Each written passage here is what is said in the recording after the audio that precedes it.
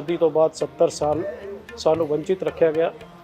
साडे समाज नूं पता सी, बाकी दूसरे समाजां नूं छोटे साहिबजादियां दा इतिहास, नौवें पातशाही गुरु तेग बहादुर जी का, दसम पिता गुरु गोबिंद सिंह जी का ते छोटे साहिबजादियां दा माता गुजर जी का इतिहास के बारे जाण नहीं सी। पूरा देश विच वीर बाल दिवस मनाया जा रहा है। साडा एक सिख समाज ही नहीं बल्कि दूजे समाज भी नाल जुड़ के मना रहे हैं। महाराष्ट्र के मुख्यमंत्री श्री देवेंद्र फडणवीस गुरुद्वारा साहब विखे पहुँचे सन। उन्होंने गुरु के अगे अपना मत्था टेक के आशीर्वाद लिया। एक घोषणा की कि जो तक सूरज चंद है रहेगा उदों तक उन्हों की याद विच इदा ही समागम होंदे रहणगे। वीर बाल दिवस के मौके पर श्री गुरु तेग बहादुर दरबार गुरुद्वारा रौली कैंप समुची ही साध संगत मुंबई, नवी मुंबई, जिदे कि Maharashtra Sikh association, supreme council of Navi Mumbai gurdwara, Maharashtra state Punjabi Sahitya academy, 11 member Sikh coordination committee Maharashtra वालों वीर बाल दिवस छोटे साहिबजादियां दी यादगार विच मनाया गया। इतिहास बारे आप बिल्कुल वाकिफ हो। जिस तरह दसम पिता श्री गुरु गोबिंद सिंह जी ने पूरा परिवार धर्म की राखी लई, मानवता लई अत्याचार के विरुद्ध निशावर करता, ते अज छोटे साहिबजादियां दी यादगार विच वीर बाल दिवस जिहड़ा कि प्रधानमंत्री नरेंद्र मोदी जी ने एक घोषणा की सी कि 26 दिसंबर को पूरे देश विच वीर बाल दिवस मनाया जाएगा।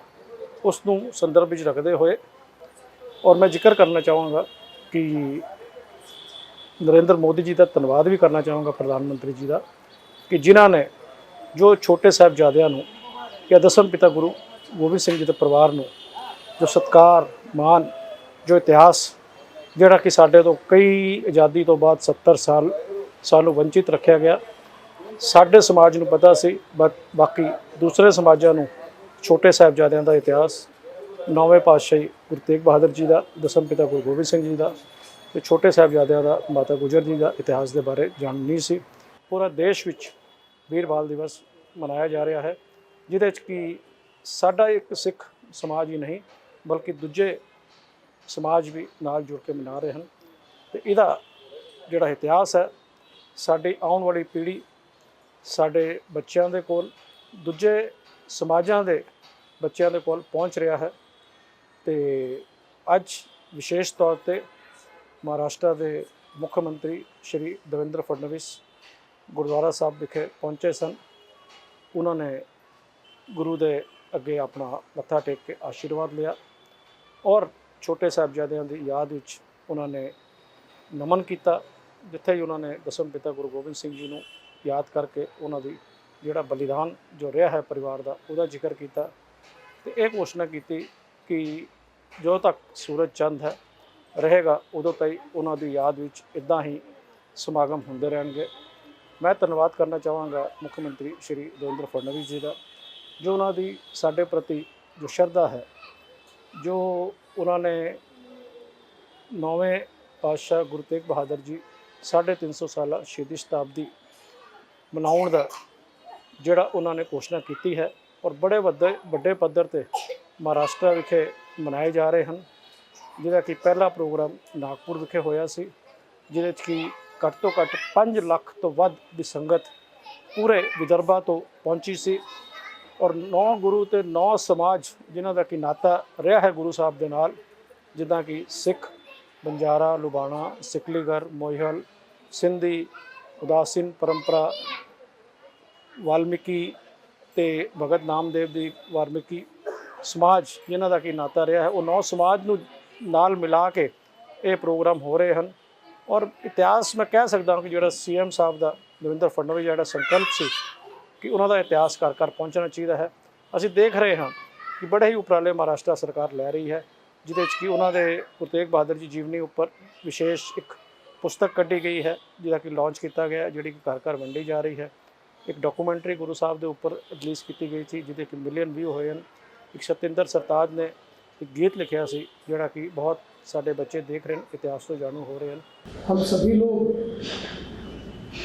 वीर बाल दिवस के अवसर पर हमारे वीर शहीद साहबजादों को नमन करने के लिए और जो दृढ़ता उन्होंने दिखाई वही दृढ़ता हमें भी आए, इस प्रकार का आशीर्वाद गुरुजी से प्राप्त करने के लिए यहाँ पर एकत्रित हुए हैं। हम सभी लोग जानते हैं गुरु गोविंद सिंह जी, इनके परिवार ने जो शहादत दी है वो हमारे देश के और विश्व के इतिहास में एक बहुत ही अनूठा उदाहरण है। और इतनी शहादत के बाद भी गुरु गोविंद सिंह जी अपने मकसद से पीछे नहीं हटे, तो उन्होंने फिर एक बार हम सभी को दिखा दिया कि हमारे सारे सिख गुरुओं ने किस प्रकार से मानवता के लिए बलिदान दिया। और विशेष रूप से साहिबजादे जोरावर सिंह जी, साहिबजादे फतेह सिंह जी, जिनकी उम्र महज 6 साल और 9 साल थी, उस समय इतनी क्रूरता थी कि इतने छोटे और मासूम साहबजादों को दीवारों में चुनवा दिया गया और उनकी रगों में भी गुरुजी का ही खून था। तो ऐसा कहते हैं कि जिस समय उनको दीवारों में चुनवाया जा रहा था तो जो बड़े साहबजादे हैं जोरावर सिंह जी, उनकी आंखों में पानी आया। तो छोटे साहबजादों ने कहा कि हम किसके पुत्र हैं और आपकी आंखों में पानी? तो उन्होंने कहा मुझे इसलिए ये मेरे आंखों में पानी नहीं है कि हम दीवार में चुनवा दिए जा रहे हैं, मेरे आंखों में पानी इसलिए है तू छोटा है मैं बड़ा हूँ, लेकिन पहले तेरी दीवार पूरी होगी, पहले तू शहीद होगा, बाद में मैं शहीद होगा। इसलिए मेरे आंखों में पानी है कि छोटा होते हुए भी तू मेरे से पहले शहीद हो रहा है।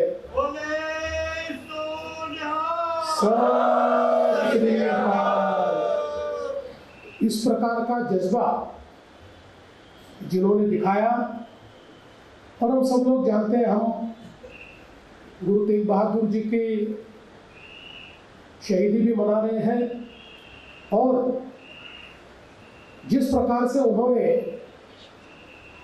आज भारत की संस्कृति को बचाया, भारत की जो धर्मप्रियता है उसके लिए हिंद की चादर बनकर जिस प्रकार से उन्होंने अपना बलिदान किया, अपना शीश कटाया, अपनी शहादत दी, लेकिन हमारी संस्कृति पर आंच नहीं आने दी। अगर वो नहीं होता तो शायद हम में से कोई भी अपनी संस्कृति, अपने संस्कार, अपने पंथ, अपने धर्म, अपनी भाषा, ये कोई चीज़ जीवित नहीं होती। इसलिए जब तक सूरज और चांद है तब तक हम लोग हमारे गुरुओं का आशीर्वाद लेते रहेंगे, उनका आभार व्यक्त करते रहेंगे, उनके सामने शीश झुकाते रहेंगे। और शायद आज का दिन भी उसी में से एक दिन है